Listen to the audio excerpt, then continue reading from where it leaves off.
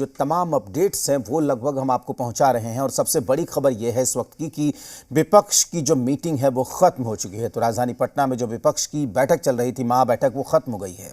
और इस बैठक से जुड़ी हुई सबसे बड़ी खबर यह है कि सीएम नीतीश कुमार को संयोजक बनाया गया है। वहीं एक और खबर यह भी है कि उद्धव ठाकरे और शरद पवार ने राहुल गांधी से अपील की है कि अध्यादेश के मुद्दे पर कांग्रेस केजरीवाल को समर्थन दे। तो उद्धव ठाकरे और शरद पवार ने राहुल गांधी से ये अपील की है कि अध्यादेश के मुद्दे पर कांग्रेस केजरीवाल को अपना समर्थन दे। तो खबर यहां पर बड़ी मिल रही है। खबर यह है कि उद्धव ठाकरे और शरद पवार, उन्होंने राहुल गांधी से अपील की कि कांग्रेस को अध्यादेश के मुद्दे पर केजरीवाल को समर्थन देना चाहिए। तो इस वक्त की बड़ी खबर है। 2-3 बातें निकलकर सामने आई हैं। आपको बता दें कि बस कुछ ही मिनटों में वहां पर साझा प्रेस कॉन्फ्रेंस होनी है, उसमें और चीज़ें क्लियर हो पाएंगी कि क्या कुछ बातें हो रही हैं। और हमारे सहयोगी रजनीश, जो लगातार इस मीटिंग को सुबह से ही कवर कर रहे हैं, वो हमारे साथ इस वक्त जुड़े हुए हैं। रजनीश, क्या कुछ बातें, मोटी मोटी बातें क्या निकलकर सामने आ रही हैं इस मीटिंग के बाद? देखिए, सबसे जो महत्वपूर्ण बात है कि एक जो बैठक होनी, विपक्ष की एक जो तस्वीर और संदेश जाना था, वो साफ हो गया है कि मिशन 2024 को लेकर बीजेपी के खिलाफ देश भर के लोग एकजुट होकर एक उम्मीदवार के खिलाफ एक साझा उम्मीदवार दें। और इस बात को लेकर यहाँ पर भी, और जिस तरीके से तमाम बड़े नेता विपक्ष के पार्टी हुए हैं, तो ये सकारात्मक संदेश है। ये बात है। जो महत्वपूर्ण बात है वह है कि जो दूसरी बातें थी उस लेकर एक बड़ा दिल दिखाने और तमाम पार्टी नेता वो कुछ त्याग करें, जिससे कि कोई ऑब्स्टेकल ना आए इस मुहिम में। तो ममता बनर्जी, पश्चिम बंगाल की मुख्यमंत्री, ने इस बात को रखा है कि बड़ा दिल हर किसी को दिख चाहिए। कहा गया है कि विपक्षी एकता की ये जो मुहिम है, इसको लेकर अपने स्तर से वो बड़ा त्याग करने को भी, यानी हर एक कदम उठाने को तैयार है। जहां तक अध्यादेश की बात है, उसको लेकर भी यहाँ पे चर्चा हुई थी। और इस बात को लेकर ऑफ द रिकॉर्ड, यानी मीटिंग से पहले भी मुख्यमंत्री नीतीश कुमार केजरीवाल के साथ मिलकर और उनकी जो बातें थी, या फिर जिस तरीके से उन्होंने पत्र लिखा था, इस बाबत बातचीत की थी और आश्वस्त किया था कि उनकी बातों को प्रमुखता से रखा जाएगा। ये कांग्रेस के बिहाफ में उन्होंने भरोसा दिलाया था। तो कुल मिलाकर आप देखें तो आज जो बातें हुई हैं, अभी से थोड़ी देर बाद एक प्रेस कॉन्फ्रेंस अभी आयोजित होना है यहाँ पे, और इस प्रेस कॉन्फ्रेंस में ही तमाम बातों को रखा जाएगा कि किस तरीके से वो सफल हुए हैं। तो एक संदेश यहाँ पे देने की कोशिश जो की गई, और जिस तरीके से बैठक हुई, तमाम लोग आए, एक बड़ा आयोजन आप कह सकते हैं। और देश की राजनीति में, राजनीतिक जो ऐतिहासिक एक कह सकते हैं राजनीति के हिसाब से, ये आज का दिन। और इसके बाद भी कई सारे जो बैठक है वो भी होने हैं, और इसको लेकर भी यहाँ पे जो कुछ ऑब्स्टेकल आए हैं, जो कुछ बातें निकल कर आई हैं, उसको कैसे दूर किया जाए, इसको लेकर भी सतत ये प्रयास जारी रहेंगे।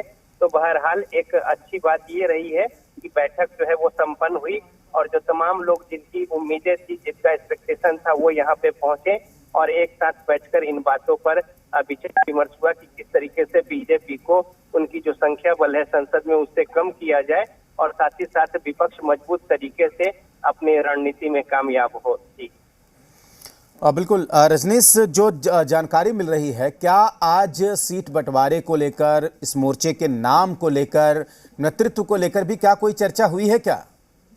देखिए, कन्वीनर के तौर पे यहाँ पे एक आम राय बनी कि मुख्यमंत्री नीतीश कुमार संयोजक की भूमिका में, कन्वीनर की भूमिका में, और विपक्षी एकता की जो मुहिम है उसको आगे ले जाने को लेकर उनके कंधों पर जवाबदेही, जिम्मेदारी सौंपी गई है।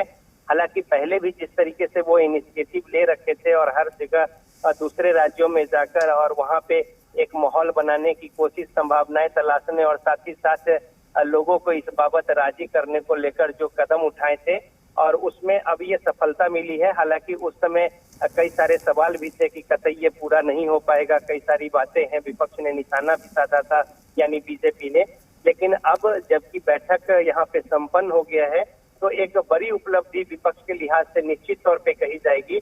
और पहले भी जब एनडीए में मुख्यमंत्री नीतीश कुमार थे और ऐसे हालात बने थे कि बीजेपी का साथ छोड़ने की बात चल रही थी, तो शपथ ग्रहण के यानी अगले दिन जो सरकार से बाहर हो रहे थे बीजेपी और जेडीयू, जब अलग हो रहे थे इस गठबंधन से एनडीए के, उस समय भी सोनिया गांधी से बात हुई थी और यही बात तब भी हुई थी कि एक संयोजक की भूमिका में उन्हें ये नेतृत्व संभालना चाहिए। और उसके बाद ही देखा होगा हमारे दर्शकों ने भी किस तरीके से उन्होंने ताबड़तोड़ अभियान चलाकर पश्चिम बंगाल, उत्तर प्रदेश, उड़ीसा, दक्षिण के राज्य और अन्य जगहों पर जाकर उन्होंने मुहिम चलाई और जगह जगह जाकर एक माहौल तैयार किया, जिसका परिणाम सार्थक ये निकला है कि आज पटना में तमाम बड़े दल जो है विपक्ष के, उनके बड़े नेता, शीर्ष नेता यहाँ पे उपस्थित हुए हैं और आपस में विचार विमर्श करके एक साझे उम्मीदवार की बात को लेकर आगे बढ़ रहे हैं। और अभी से थोड़ी देर बाद जो प्रेस कॉन्फ्रेंस होगी उनमें बातें स्पष्ट होंगी, लेकिन मुख्यमंत्री नीतीश कुमार को सर्वसम्मति से इस बाबत जवाबदेही सौंपी गई है। बिल्कुल, तो हम भी इंतजार कर रहे हैं रजनीश प्रेस कॉन्फ्रेंस का और देखते हैं कि किस तरीके से बातें निकलकर सामने आती है। रजनीश, बहुत शुक्रिया आपका पूरी जानकारी के लिए। तो लगातार जो भी जानकारी निकलकर सामने आ रही है, जो भी सूचनाएं हमारे पास है, हम उसके बाबत लगातार सबसे पहले जी बिहार झारखंड आप तक तमाम अपडेट्स, तमाम तस्वीरें, तमाम खबरें पहुंचा रहा है। और दो तीन खबरें बड़ी बड़ी इस वक्त निकलकर सामने ये आई है। तो पहली खबर तो ये कि मीटिंग खत्म हो गई है, दूसरी खबर ये कि नीतीश कुमार कोऑर्डिनेटर बनाए गए हैं सर्वसम्मति से, और तीसरी खबर ये है कि शरद पवार और उद्धव ठाकरे, यानी कि जिस तरीके से बिहार में एक बड़ा गठबंधन है, उसी तरीके से महाराष्ट्र में भी एक बड़ा गठबंधन है, जहां पर शिवसेना, उद्धव गुट, एनसीपी और कांग्रेस के बीच में गठबंधन है। वहां से शरद पवार, देश की विपक्ष की राजनीति के सबसे वरिष्ठ नेता शरद पवार, उद्धव ठाकरे ने राहुल गांधी से यह अपील की है कि आप अध्यादेश के मुद्दे पर अरविंद केजरीवाल को, यानी कि दिल्ली में अध्यादेश का जो मुद्दा है, इस पर अरविंद केजरीवाल को समर्थन करिए। तो यहाँ पर केजरीवाल भी अपनी मुहिम में कामयाब होते हुए दिख रहे हैं। जिस तरीके से एक सहमति, सर्वसम्मति बनाने की कवायद उनकी भी देशव्यापी है, उसमें भी वो कामयाब यहाँ पर होते हुए दिख रहे हैं।